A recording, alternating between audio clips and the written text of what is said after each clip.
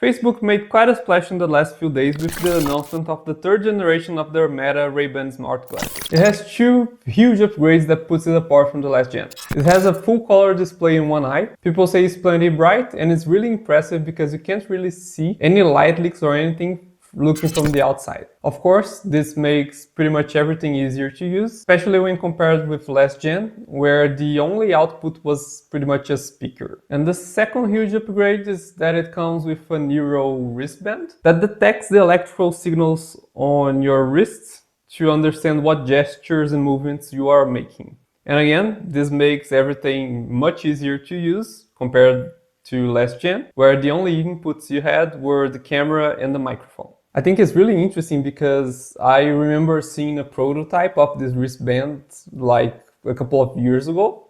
And it's really impressive to see how much the technology has advanced in such a short period. Back then they were discussing use cases for VR. But I think it was really smart of Facebook to use it with the smart glasses instead.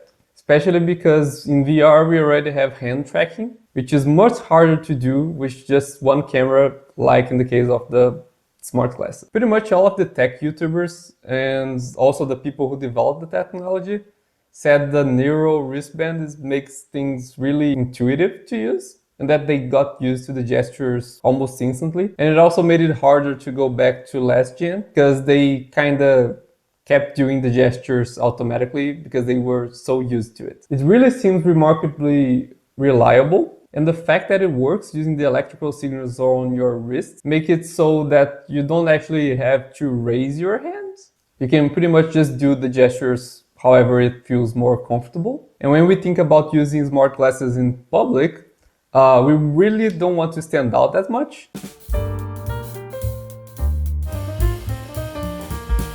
So doing the gestures like in a discreet way is much better than actually having to raise your hand or talk to the glasses, right? I'm also very curious to see if the Neuro wristband would work with other devices because I think that would be awesome. The other highlight that I heard is that the case, which also charges the glasses, can now fold into a very slim version that makes it super easy to slide into your pocket.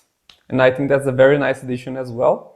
And portability is always a concern. So, to wrap it up, the new version of the Meta smart glasses will be released on September 30, 2025, and they will cost about $800. I think it's pretty clear that it's an expensive product and not one that everyone will use on their day-to-day lives. However, we have to take into account that is very bleeding edge technology. And for the tech you're getting, I don't think that price is actually that high, you know? And it has also been very cool to see how fast the technology is advancing because it has only been 2 years since they released the last generation and the improvements are off the charts. So I'll be definitely keeping an eye to see what they will be releasing in the next 2 to 3 years as well. But I think that's it for today.